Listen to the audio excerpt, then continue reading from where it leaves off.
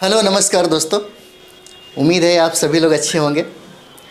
तो हम लोग अभी पढ़ने वाले थे दक्षिण भारत की नदियाँ।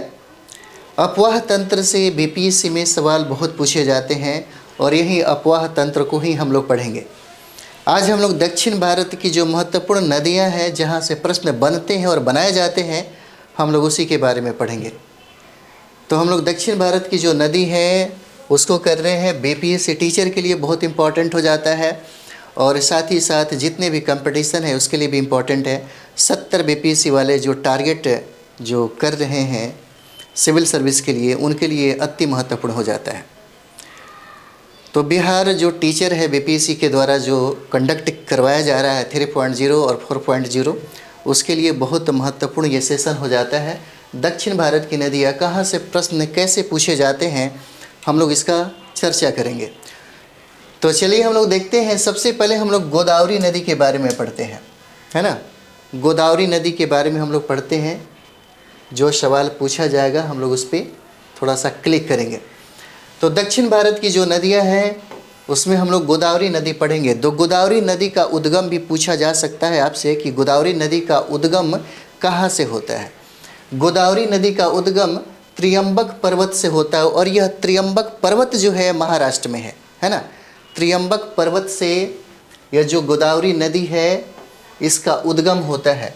अगर हम लोग देखें यहाँ पे तो यह नदी जो है महाराष्ट्र, है ना, महाराष्ट्र,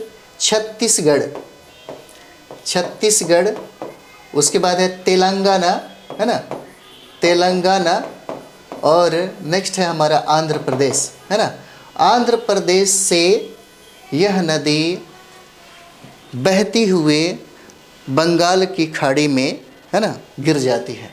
यह जो नदी है बंगाल की खाड़ी में गिर जाती है और यह नदी जो है त्रियंबक पर्वत से निकलती है और त्रियंबक जो पर्वत है महाराष्ट्र में स्थित है। और इन नदियों का जो विस्तार देखेंगे महाराष्ट्र हो जाता है, छत्तीसगढ़ हो जाएगा, तेलंगाना और आंध्र प्रदेश हो जाता है। इसकी जो लंबाई है 1465 किलोमीटर है। इसकी लंबाई जो है 1465 किलोमीटर हो जाता है और इसी लंबाई के वजह से दक्षिण भारत की जो नदियाँ गोदावरी है इसको दक्षिण की गंगा भी कहा जाता है ना। इसका प्राचीन उपनाम में भी देखिए सबसे प्राचीन नदी, सबसे वृद्ध नदी या सबसे बूढ़ी नदी भी उपनाम में आता है। इसको हम लोग गोदावरी नदी ही कहते हैं। जो सबसे इम्पोर्टेंट है आपके लिए, आगे बढ़ जाए, आगे बढ़िए और देखिए इसको सबसे इम्पोर्टेंट है। पूछा जाता है यहाँ पे किस नदी पर कौन सा बांध है, कौन सा परियोजना है, पूछा जाएगा, है ना। क्योंकि एनीकट जो बांध है, एनीकट बांध, ये पूछा गया सवाल है। एनीकट जो बांध है किस नदी पर स्थित है ना, जो वर्तमान के आंध्र प्रदेश में यह स्थित है एनीकट बांध।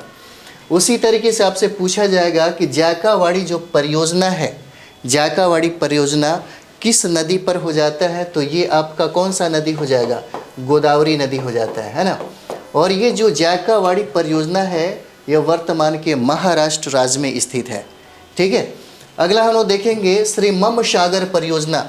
श्री मम सागर परियोजना, यहाँ से प्रश्न पूछे जाते हैं।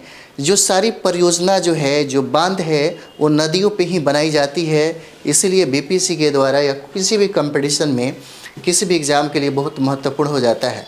पूछा जाएगा श्री मम सागर परियोजना, है ना, किस नदी पर बनाई गई, तो ये गोदावरी नदी हो जाता है, गोदावरी नदी। और वर्तमान के यह तेलंगाना में स्थित है।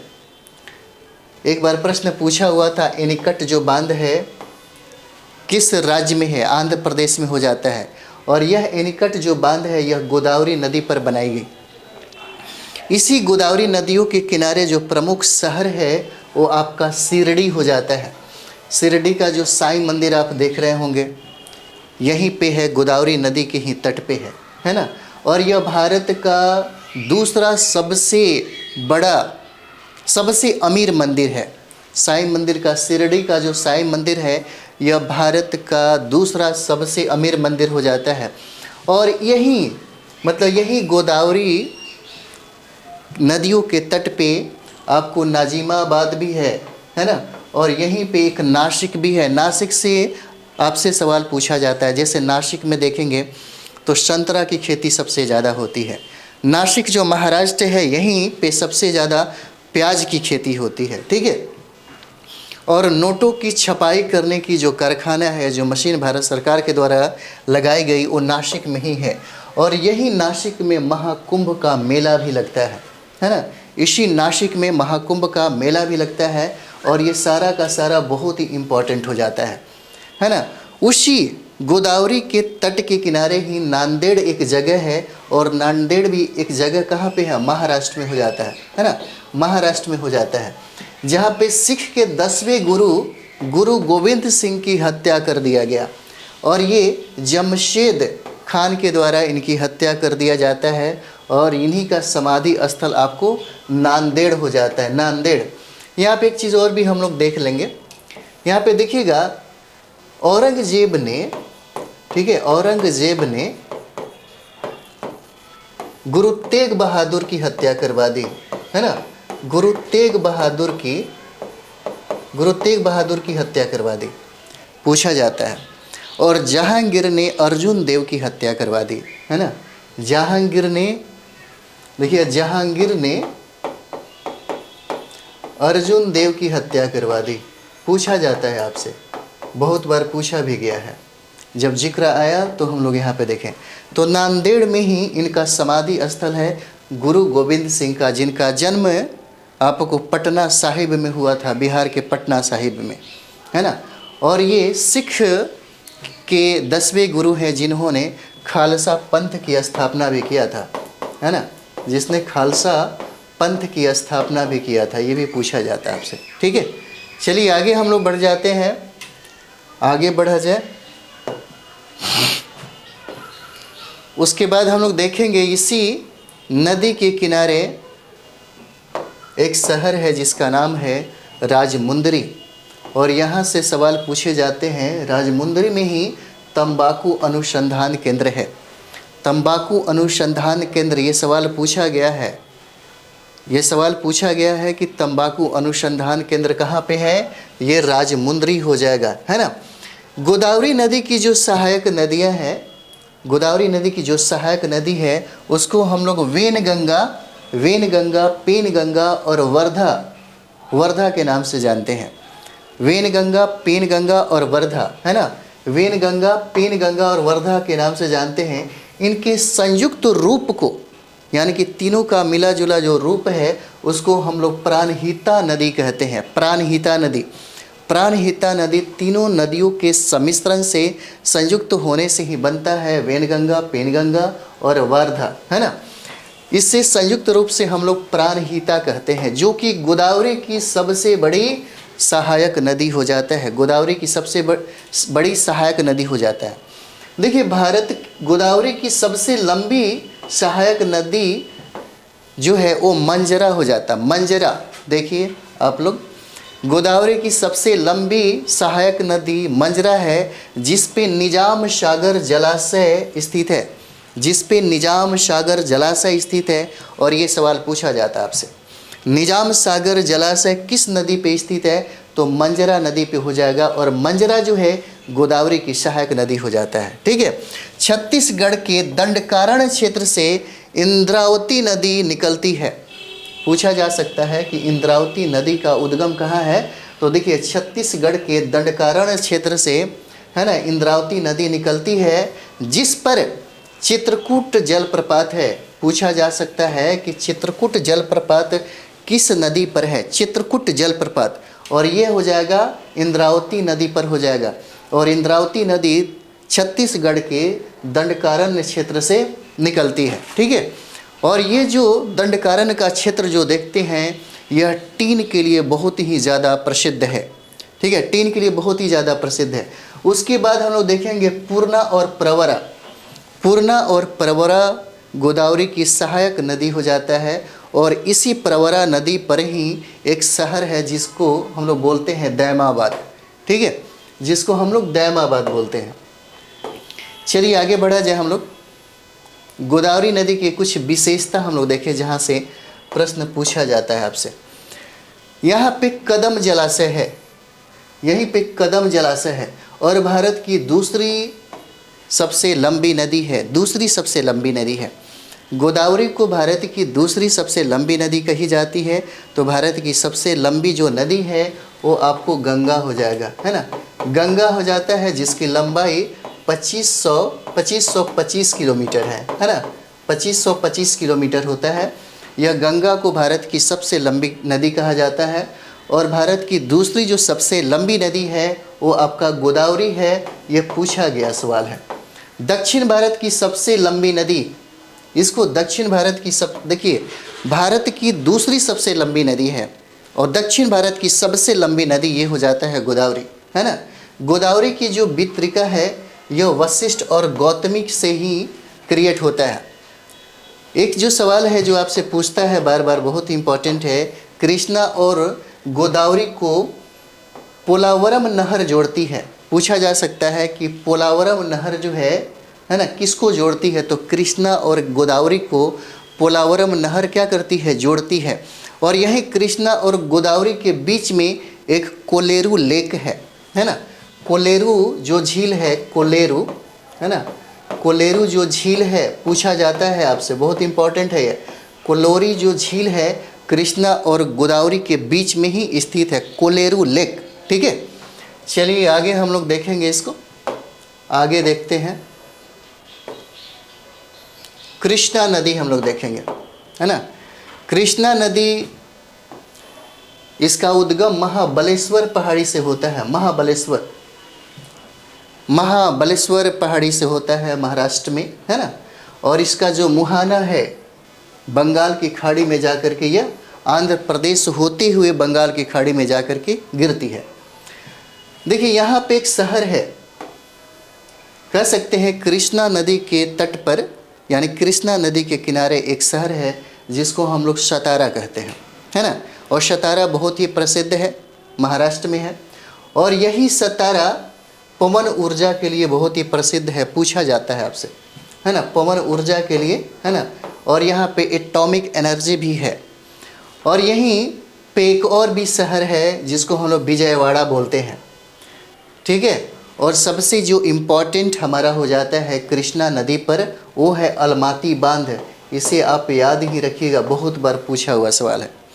पूछा जाता है कि अलमाती बांध जो है, जो वर्तमान में कर्नाटक में स्थित है, अलमाटी जो बांध है कर्नाटक में स्थित है। पूछा जाता है किस नदी पर स्थित है, तो यह नदी आपका कृष्णा नदी हो जाता है ना, बहुत इंपॉर्टेंट है। उसके बाद श्रीशैलम बांध, श्रीशैलम बांध जो है आंध्र प्रदेश में है। श्रीशैलम बांध आंध्र प्रदेश में है और यह भी कृष्णा नदी पर ही स्थित हो जाता है। उसके बाद नागार्जुन बांध हम लोग देखेंगे। नागार्जुन बांध से भी बहुत बार सवाल पूछा गया है। नागार्जुन बांध जो है बहुत बार सवाल पूछा गया है। यह आंध्र प्रदेश और तेलंगाना के बीच में स्थित है। और यह जो नागार्जुन बांध है वो कृष्णा नदी के किनारे स्थित है, उसी पे स्थित है। और नागार्जुन जो बांध नाम पड़ा, ये नागार्जुन जो है शून्यवाद को के जो जनक हैं, उन्हीं को हम लोग, उन्हीं के नाम पे इसका नाम पड़ गया। अब यहाँ पे हम लोग देखेंगे, कहा जाता है कि भारत का सबसे बड़ा टाइगर रिजर्व यहीं पे बनाया गया, है ना। भारत का सबसे बड़ा टाइगर रिजर्व जो है यहीं पे बना। और यहीं पे आपको नागार्जुन बांध भी है जो आंध्र प्रदेश और तेलंगाना के बीच में है। यहाँ पे जो शून्यवाद के जो जनक है जिनका नाम है नागार्जुन, है ना। और यहीं पे महायान की शाखा भी है, यहीं पे महायान की शाखा भी है।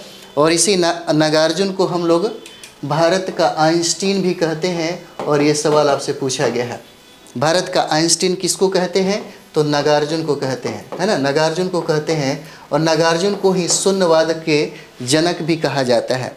इसी नागार्जुन की जो पुस्तक है जिसको हम लोग तर्कशास्त्र कहते हैं, तर्कशास्त्र का लेखक या माध्यमिका सूत्र के लेखक कौन हो जाते हैं, तो यही नागार्जुन हो जाएंगे।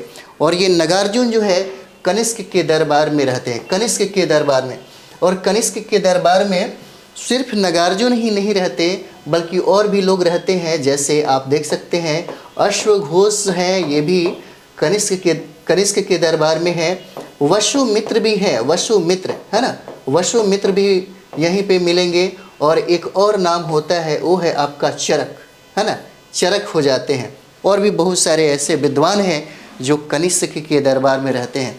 और कनिष्क के दरबार में आपके नागार्जुन भी हैं, ठीक है। और यही जो कनिष्क है यह बौद्ध धर्म का चौथी जो बौद्ध संगति है, चौथी बौद्ध संगति का आयोजन करवाता है कश्मीर में, कुंडलवन में। चलिए आगे हम लोग देखेंगे, ये जो कृष्णा नदी आप देख रहे हैं इसकी लंबाई 1400 किलोमीटर है, 1400 किलोमीटर। यह दक्षिण भारत की दूसरी सबसे लंबी नदी हो जाता है, दक्षिण भारत की दूसरी सबसे लंबी नदी हो जाता है। और यह भारत की सबसे भारत की लंबी नदियों में इसका स्थान तीसरा है ना। भारत की तीसरी लंबी नदी हो जाती है कृष्णा, ठीक है। इसकी सहायक नदियों को हम लोग देख लें, है ना। चलिए आगे देखते हैं हम लोग इसकी सहायक नदी। तो इसकी सहायक नदियों में हम लोग देखेंगे कोयना नदी के तट पर कोयना बांध है ना। सहायक नदियों पे अगर देखेंगे हम लोग तो कोयना नदी है, ठीक है, कोयना नदी हो जाता है। और उसी कोयना नदी के तट पर कोयना नदी है जो महाराष्ट्र में स्थित है ना, महाराष्ट्र में है। पूछा जा सकता है भीमा नदी के तट पर भीमा बांध है, यानी कि कृष्णा की सहायक कौन हो जाएगा, कोयना नदी और भीमा नदी। इसी भीमा नदी के तट पर कौन है, भीमा बांध हो जाता है, ये भी महाराष्ट्र में है। भारत में सबसे अधिक बांध कहाँ पे है, पूछा जा सकता है कि भारत में सबसे अधिक बांध कहाँ पे है, तो ये महाराष्ट्र हो जाता है, ठीक है। चलिए आगे हम लोग देखते हैं और भी नदियां हैं। मूसी नदी के तट पर पूछा जाता है कि मूसी नदी के तट पर कौन है, हैदराबाद। पूछा गया सवाल है कि हैदराबाद किस नदी के किनारे है, किस तट पे है, तो ये आपका कौन हो जाएगा, मूसी नदी हो जाता है। मूसी नदी के तट पे आपको हैदराबाद है। हैदराबाद से संदर्भित कुछ चीज़ें हम लोग पढ़ेंगे। देखिए चार मीनार प्लेग के कारण कुली कुतुब शाह ने इसको बनवाया था हैदराबाद को। हैदराबाद में एक चार मीनार है जिसका निर्माण प्लेग के कारण यानी बचने के लिए कुली कुतुब शाह ने इसका निर्माण करवाया। यहाँ पे देखेंगे इसी हैदराबाद में भारत की सबसे बड़ी फिल्म सिटी है, भारत की सबसे बड़ी फिल्म सिटी आपको हैदराबाद में है, जिसको हम लोग हाईटेक सिटी भी कहते हैं, है ना, जिसको हम लोग हाईटेक सिटी कहते हैं। हैदराबाद साइंस टेक में बहुत ही ज़्यादा डेवलप है, इसलिए हम लोग हाईटेक सिटी कहते हैं। और यहीं पे डीएनए परीक्षण केंद्र भी है। डीएनए परीक्षण केंद्र पूछा जाता है आपसे कि कहाँ पे स्थित है, तो ये हैदराबाद हो जाएगा, ठीक है। उसके बाद यहाँ पे देखिएगा, यहाँ पे सलारजंग संग्रहालय आपको मिलेगा। सलारजंग संग्रहालय यहीं पे मिलेगा हैदराबाद में। और पोषण केंद्र भी आपको यहीं पे मिलेगा जो VVI है आपके लिए। जब आप UPSC फाइट करते हैं और आप IPS बनते हैं तो 11 महीने का जो ट्रेनिंग है, 11 माह का जो ट्रेनिंग है यहीं हैदराबाद में ही करवाया जाता है। और हैदराबाद सरदार वल्लभ भाई पटेल जो है ना IPS के लिए, वहाँ पे आप जाते हैं 11 महीने के लिए। उसके बाद जुड़वा शहर की बात करें तो जुड़वा शहर को हम लोग हैदराबाद और सिकंदराबाद के नाम से जानते हैं, है ना। जुड़वा शहर कौन हो जाता है, हैदराबाद और सिकंदराबाद हो जाता है।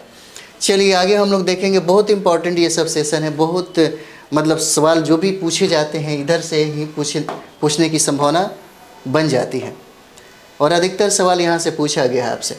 चलिए आगे हम लोग पढ़ते हैं। आगे है तुंगभद्रा नदी के तट पर विजयनगर साम्राज्य की राजधानी क्या हो जाता है, हम्पी हो जाएगा, है ना। तुंगभद्रा नदी पर ही ये आपसे पूछा गया है, इतिहास में भी पूछा गया है। पूछा जाता है तुंगभद्रा नदी के तट पर हम्पी स्थित है। हम्पी किस नदी के किनारे स्थित है, तो तुंगभद्रा नदी के किनारे हो जाता है। और ये देखिए विजयनगर साम्राज्य की राजधानी कौन है, हम्पी है। और हम्पी के बारे में पूछा गया है कि हम्पी किसकी राजधानी है, तो विजयनगर की राजधानी हो जाता है।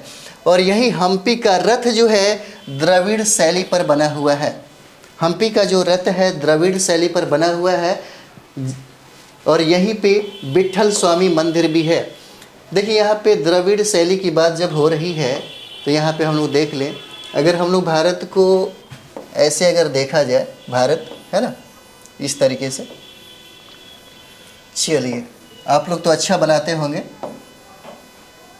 चलिए यही हो जाएगा हमारा भारत। तो इसके दक्षिण का जो क्षेत्र है ये सारा का सारी यहाँ पे मंदिर शैली का निर्माण हुआ, जिसको हम लोग द्रविड़ शैली बोलते हैं, है ना। ये हो जाता है आपका द्रविड़ शैली, ठीक है। उसके बाद यहाँ पे हम लोग देखेंगे उत्तर जो हमारा भारत है, उत्तर भारत में यहाँ पे होता है नागर शैली, है ना। नागर शैली जो है इसमें मंदिर बहुत ज़्यादा बनाई जाती है नागर शैली में। और दोनों के जो सम्मिश्रण है जो मध्य भारत में आपको दिखता है, इसी को हम लोग वेसर शैली बोलते हैं, है ना। वेसर शैली मुझे लगता है याद हो गया होगा। दक्षिण भारत में द्रविड़ शैली में मंदिर बनाई गई है और उत्तर भारत में नागर शैली में मंदिरें बनाई गई है, और दोनों का जो मिला जुला जो रूप दिखता है वो वेसर शैली में मिलता है। ठीक है, चलिए आगे हम लोग देखते हैं, इसको मिटाया जाए, है ना। अगला हम लोग देखेंगे द्रविड़ शैली का जो प्रारंभ हुआ, द्रविड़ शैली का जो प्रारंभ हुआ चोल वंश में हुआ। और चोल वंश जो जाना जाता है, जिसकी विशेषता है स्थानीय स्वशासन के लिए, स्थानीय स्वशासन के लिए, स्थानीय स्वशासन के लिए यानी कि पंचायती राज व्यवस्था के लिए, है ना, बहुत ये जाना जाता है, इसलिए बहुत इम्पोर्टेंट हो जाता है।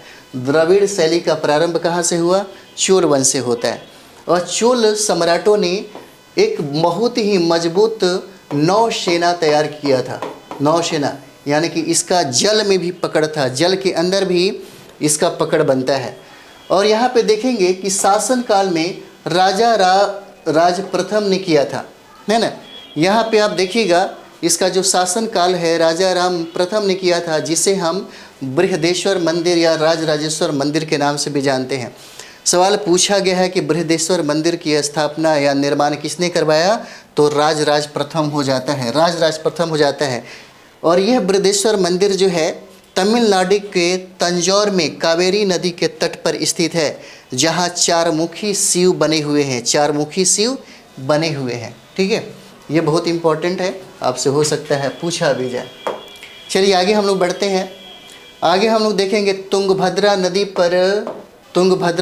पर निकट बांध है, इस पे एक शहर बसा हुआ है हॉपसेट, है ना, इसे याद रखिएगा, पीबीआई हो जाता है।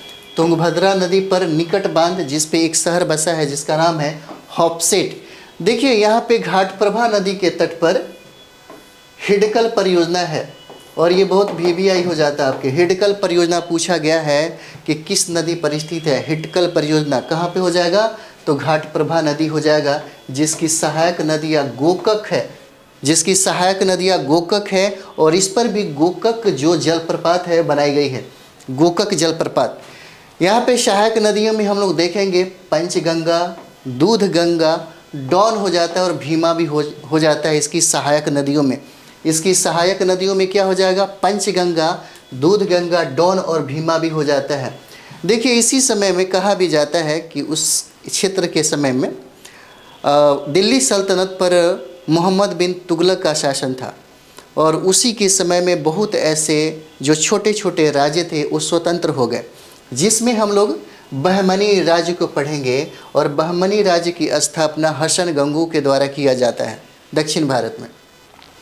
उसके बाद हम लोग देखेंगे विजयनगर साम्राज्य की स्थापना और संगम की स्थापना यहाँ पे हरिहर और बुक्का के द्वारा करवाया जाता है। ठीक है, चलिए आगे हम लोग देखते हैं।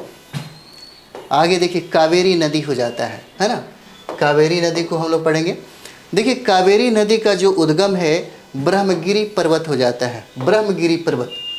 ठीक है, ये जो कावेरी नदी का जो उद्गम है यह आपका ब्रह्मगिरी पर्वत हो जाता है, और ब्रह्मगिरी पर्वत जो है यह कर्नाटक में है।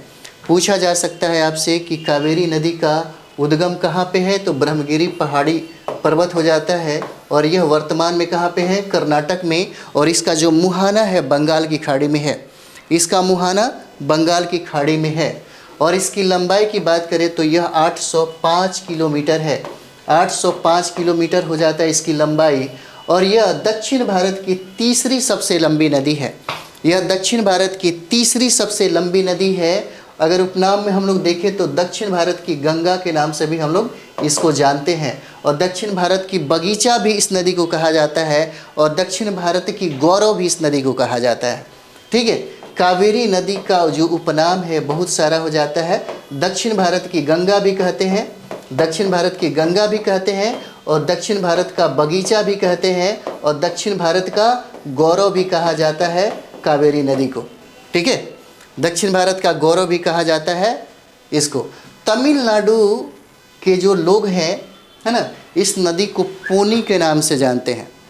तमिलनाडु के जो लोग हैं, वहाँ के जो लोकल लोग हैं, है ना, उसको पोनी कहते हैं। चलिए आगे बढ़ते हैं हम लोग। यहाँ पे एक चीज़ और भी देख लीजिए, बहुत इंपॉर्टेंट है, जो आपसे पूछा जाता है ना। देखिए आपसे पूछा जाता है कि धान का कटोरा किस राज्य को कहते हैं, है ना। धान का कटोरा पूछा गया सवाल है। धान का जो कटोरा है यह छत्तीसगढ़ को कहा जाता है। धान का कटोरा छत्तीसगढ़, याद रखिएगा। और चावल का जो कटोरा है, चावल का कटोरा आंध्र प्रदेश को कहा जाता है। और देखिएगा यूपी में चावल का जो कटोरा है चंदौली को कहा जाता है। चंदौली को यूपी में चावल का कटोरा कहा जाता है। और धान का भंडार गृह हो जाता है पंजाब में। और भारत में सबसे अधिक चावल का जो उत्पादन करता है वो आपका पश्चिम बंगाल करता है ना। पश्चिम बंगाल करता है। इसीलिए यहाँ पे खाद्य भोज्य पदार्थ है जो बहुत ही फेमस है, मछली चावल, है ना। मछली चावल बहुत ही ज़्यादा फेमस है। और चावल का उत्पादन सबसे ज़्यादा आपको कौन करता है, ये आपका पश्चिम बंगाल हो जाता है भारत में सबसे ज़्यादा।